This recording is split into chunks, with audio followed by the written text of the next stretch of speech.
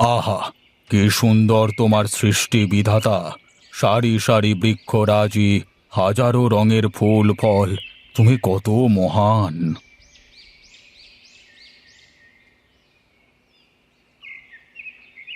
কি অপরূপ এ ধরনী! গভীর এই নদীর বহমানতা কত নিশ্চুপ!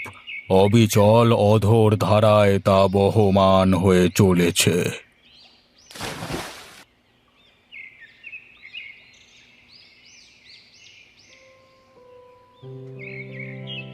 আহারে, এই চারা গাছগুলোর কি দোষ ছিল? কে এগুলোকে এভাবে তুলে ফেলেছে? হে বিধাতা, তুমি তাদের সঠিক জ্ঞান দান করো।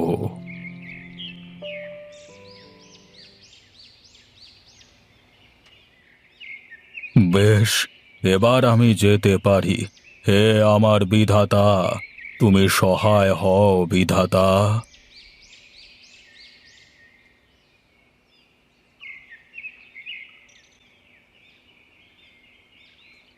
কই গো গিন্নি, আমার কোদাল আর ঝুড়িটা কোথায়?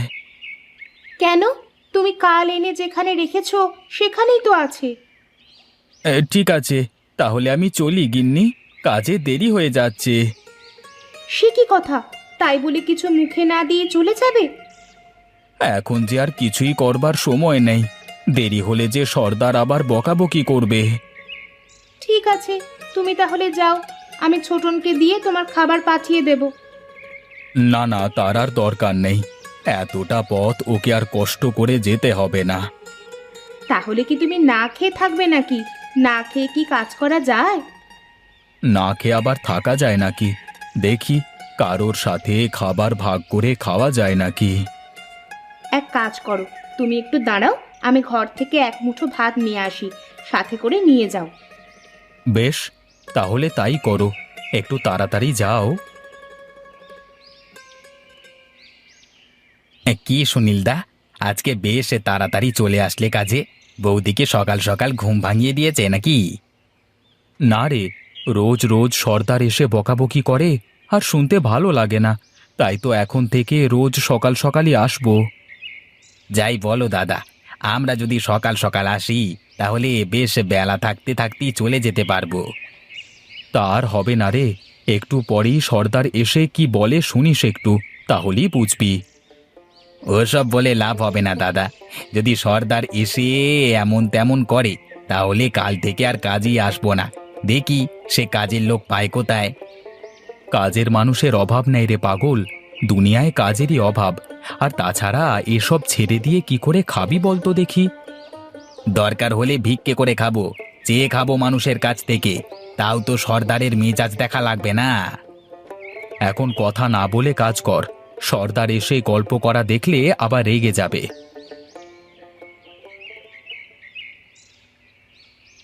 কিরে সুনীল, কাজের কি খবর?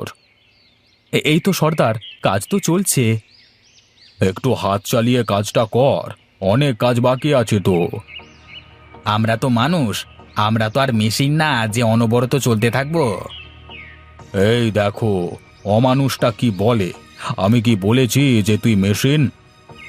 এমন ভাবে বলো, মনে হয় যেন এই কাজ তুমি তোমার হাতের তুড়িতে করে দিতে পারো। হ্যাঁ, এই তপন, তুই থামবি? সর্দার, আজকের ভেতরেই এই জায়গার কাজ শেষ হয়ে যাবে।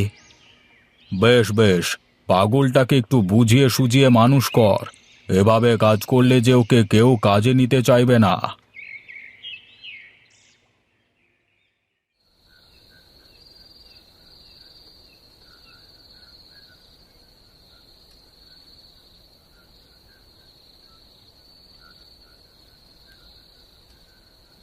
ওগো শুনছো? এবারও আমাদের ছোটন ক্লাসে ফার্স্ট এসেছে। ও মা, তাই নাকি? সত্যি? হ্যাঁ বাবা, আমি এবারও সবার থেকে ভালো করেছি পরীক্ষায়। আমি জানি তো, ও আমার সন্তান। হ্যাঁ, তা তো জানি। বাপ কা বেটা সিপাই কা ঘোড়া, কুছ না কুছ তো থোড়া থোড়া। বলি, আমাদের দুই বাপ বেটার ভালোবাসা দেখে তোমার এত জলে কেন বলো তো? ও মা, জ্বলবে না? তুমি তো এমন ভাব দেখাও, মনে হয় ছেলে তোমার একার। বাবা, তোমরা থামবে।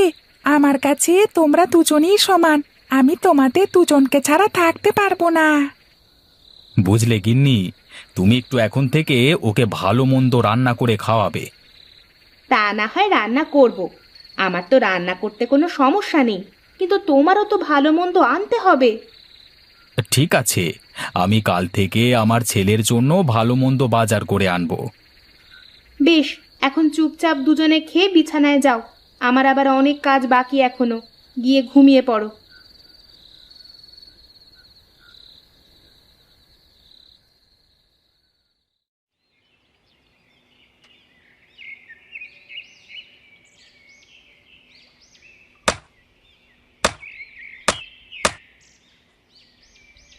কি ব্যাপার সর্দার, আজকে এত সকাল সকাল?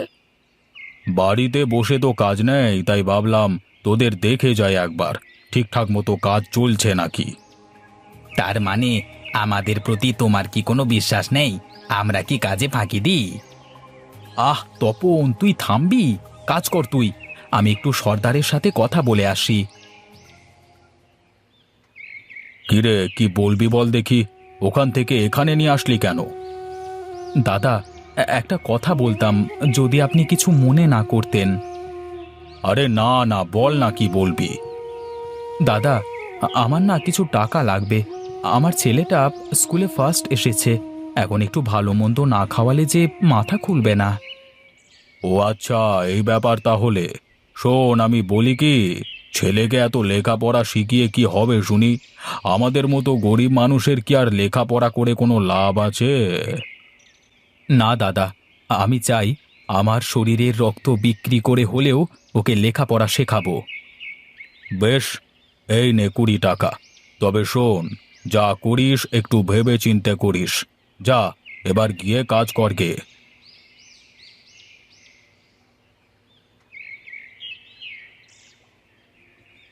ছোটন বাবা, আবার এই রোদের মধ্যে একটু ঘুরে গিয়ে ঘুমালেও তো পারিস। একটু খেলা করতে দাও না মা, সব সময় তো আর খেলি না। তোর বাবা বাড়িতে এসে যদি দেখে যে তুই রোদের মধ্যে খেলা করছিস, তাহলে তো তোকে কিছুই বলবে না। যা বলার আমাকেই বলবে। তুমি কোনো চিন্তা করো না মা, বাবাকে আমি বলবো। হ্যাঁ দেখো ছোটন বাবা, আমি তোমার জন্য কি এনেছি। এত কিছু একসাথে আনার কি দরকার ছিল? হ্যাঁ, আমার ছেলে ফার্স্ট হয়েছে বলে কথা। শোনো গিন্নি, আজ রাতে বেশ ভালো করে রান্না করবে। আমরা দুই বাপ বেটা মজা করে খাবো। বাবা, আমার না বড় মাছ খেতে খুব ভালো লাগে। হ্যাঁ রে বাবা, আমি তো জানি যে আমার ছোটন বাবা কালবাউস মাছ খেতে খুব ভালোবাসে। ঠিক আছে, যাও, তুমি হাত মুখ ধুয়ে আসো, আমি তোমাকে খাবার দিচ্ছি।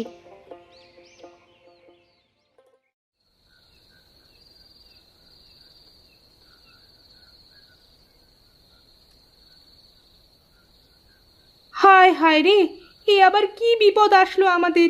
ছেলেটার গা যে জ্বরে পুড়ে যাচ্ছে।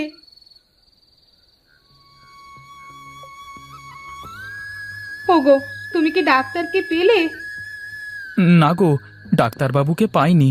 উনি নাকি আজই শহরে গেছেন ওষুধ আনতে। এখন তাহলে কি হবে?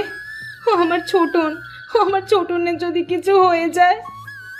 অমন অলক্ষণে কথা বলো না গিন্নি, কিচ্ছু হবে না আমার ছোটনের। আমি দেখি কিছু করতে পারি কিনা।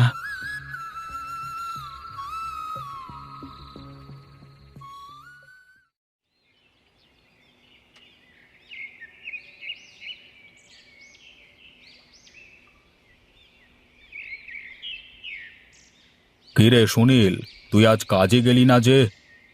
দাদা, কিভাবে কাজে যাব? এইদিকে ঘরে যে আমার ছেলেটা অসুস্থ, কালকে রাত থেকে প্রচণ্ড জ্বর। আহা, জ্বর তো ছেলের, তাই বলে তুই চুপ করে বসে থাকলে কি তোর সংসার চলবে শুনি? এই যে তোর গিন্নি এসেছে। আচ্ছা তুমি বলো তো, ছেলের চিকিৎসা করানোর জন্য হলেও তো কাজে যেতে হবে নাকি বলো? কাজে না গেলে কি পয়সা পাবি? আর পয়সা না পেলে কি ডাক্তার দেখাতে পারবি? এই হ্যাঁ গো, দাদা তো ঠিকই বলেছে, তুমি কাজে যাও। আমি তো আছি ছোটনের কাছে, আমি দেখবো ওকে। গিন্নি, আমার খুব ভয় করছে। ডাক্তার এখনো গ্রামে ফিরল না। এর মধ্যে যদি কিছু হয়ে যায়। বেশ, তাহলে এক কাজ কর, আজ আর তোর কাজে গিয়ে লাভ নেই, তুই বাড়িতেই থাক। কাল থেকে সময় মতো কাজে চলে যাস, কেমন? ওগো, ছেলেটা কাল থেকে কিছুই মুখে দিল না। তুমি একটা কাজ করতে পারো তো? বলো, কি করতে হবে আমাকে? আমি বলছিলাম কি, যে তুমি একটু কচু শাক তুলে আনতে পারবে? গরম গরম ভর্তা করে দিলে হয়তো একগাল খেতে পারতো। কিন্তু আমি এই কচু শাক কোথায় পাবো? একটু ওই নদী পাড়ে গিয়ে দেখো, কোথাও না কোথাও পেয়ে যাবা। ঠিক আছে, তুমি তাহলে ছোটনের কাছে থাকো, আমি গিয়ে দেখে আসি।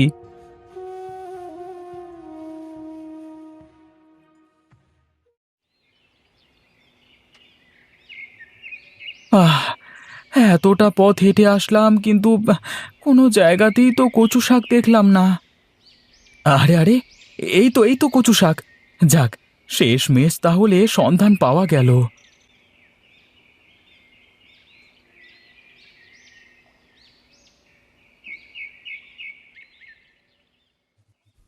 এই নে বাবা, এই শাক ভর্তা দিয়ে একগাল ভাত খেয়ে দেখ না, ভালো লাগবে। না খেলে যে ভালো হবি না রে বাবা। এই তো লক্ষ্মী ছেলে আমার, খেয়ে নাও বাবা। ওগো ওগো, দেখো দেখো, আমার ছোটন উঠে বসেছে। মা, মনে হচ্ছে আমার শরীরে আর কোনো জ্বর নেই। তাই নাকি? দেখি তো। আরে তাই তো, গায়ে তো এখন একটুও জ্বর নেই। তার মানে এই শাক। হ্যাঁ গো গিন্নি, তার মানে এই কচু শাকই কিছু একটা লুকিয়ে আছে। আমার যে কি আনন্দ হচ্ছে এখন। বিধাতা যা করেন ভালোর জন্যই করেন। আমার ছোটন ভালো হয়ে গেছে। এখন থেকে রোজ খাবার সময় আমার ছোটন বাবা কচু শাক খাবে আর ভালো করে লেখাপড়া করবে। হ্যাঁ বাবা, কচু শাকে তো অনেক ভিটামিন থাকে। রোজ কচু শাক খেলে তো আমি আরো বেশি সুস্থ থাকবো। বুঝলে গিন্নি, এখন থেকে আমি নদীর ধারে ওই কচু শাকের ক্ষেতে চাষ করব আর আমার ছোটন বাবাকে লেখাপড়া শেখাবো।